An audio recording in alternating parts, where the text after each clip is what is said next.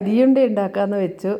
അപ്പോൾ ഞാൻ കഴുകി ഉണക്കിയെടുത്ത അരിയാണിത്.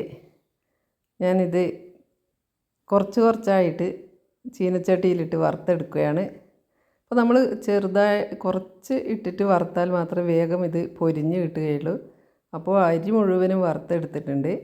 ഇനി ഇത് മിക്സിയുടെ ജാറിലേക്ക് ഇട്ട് നന്നായി ഒന്ന് പൊടിച്ചെടുക്കാം.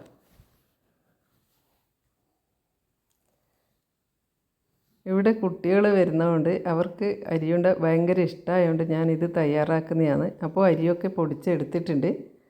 ഇനി ഞാൻ ഒരു 2 തേങ്ങ കൂടി ചിരവിയെടുത്തു. ആ തേങ്ങയും കൂടി ഈ അരിപ്പൊടിയിൽ ഇട്ടിട്ട് വീണ്ടും മിക്സിയുടെ ജാറിലിട്ട് നന്നായി ഒന്ന് പൊടിക്കണം. മുൻപൊക്കെ ഞാൻ തേങ്ങേൻ്റെ കൂടെ തന്നെ വെല്ലം ഇട്ടിട്ടായിരുന്നു പൊടിച്ചെടുക്കൽ. ഇപ്പോഴും പക്ഷേ തേങ്ങയും അരിയും കൂടി നന്നായി പൊടിച്ചതിന് ശേഷം വെല്ലം ഇതുപോലെ ഉരുക്കിയിട്ട് ഒഴിക്കലാണ്. അങ്ങനെയാകുമ്പോൾ നമുക്ക് നല്ല കുറച്ചുകൂടി സോഫ്റ്റായ ഉണ്ട ആക്കി എടുക്കാൻ പറ്റും. പിന്നെ കല്ലോ അങ്ങനെ എന്തെങ്കിലും കച്ചറകളുണ്ടെങ്കിൽ നമ്മൾ വെല്ലം ഉരുക്കുന്ന സമയത്ത് അത് അടിയിൽ നിൽക്കും. അപ്പോൾ ചൂടോട് കൂടി തന്നെ ഇതിൽ ഒഴിക്കാം. പിന്നെ 2 ഏലക്കായ കൂടി ഞാൻ അരി പൊടിക്കുന്ന സമയത്ത് ഇട്ടിരുന്നു, ഒരു ടേസ്റ്റിന് വേണ്ടിയിട്ട്. അപ്പോൾ സ്പൂൺ കൊണ്ട് നന്നായി ഇളക്കി യോജിപ്പിക്കണം. പിന്നെ കുറച്ചുകൂടി ആവശ്യമുണ്ട്. ഇതിലേക്ക് വെല്ലം കുറച്ചുകൂടി ചൂടാക്കി ഒഴിച്ചു കൊടുക്കണം. എന്നാൽ മാത്രമേ നമുക്കിത് ഉരുട്ടിയെടുക്കുന്ന സമയത്ത് നന്നായിട്ട് കിട്ടുകയുള്ളൂ.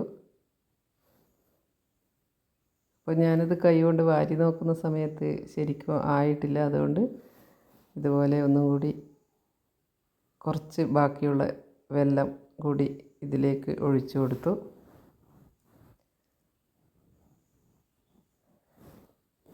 ഇതുപോലെ എന്തെങ്കിലും വൈകുന്നേരങ്ങളിൽ കഴിക്കാൻ നമ്മൾ നാടൻ രീതിയിൽ തയ്യാറാക്കുന്നത് എനിക്ക് വളരെ ഇഷ്ടമുള്ള കാര്യമാണ്.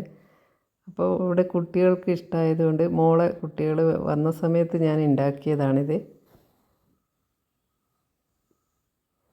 ഇനി നമുക്കിതാ ഇതുപോലെ കൈകൊണ്ട് ചെറിയ ചെറിയ ഉരുളകളാക്കിയാണ് ഞാൻ ഉരുട്ടിയെടുക്കുന്നത്.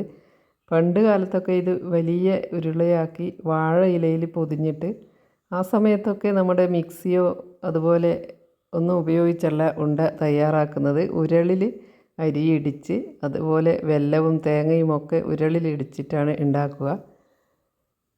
ഇപ്പോഴും നമ്മൾ എല്ലാം യന്ത്രത്തിൻ്റെ സഹായത്തോടു കൂടിയാണല്ലോ ചെയ്തു വരുന്നത്. അതുകൊണ്ട് തന്നെ മിക്സിയിൽ നമ്മൾ പൊടിച്ചെടുക്കുന്നത്.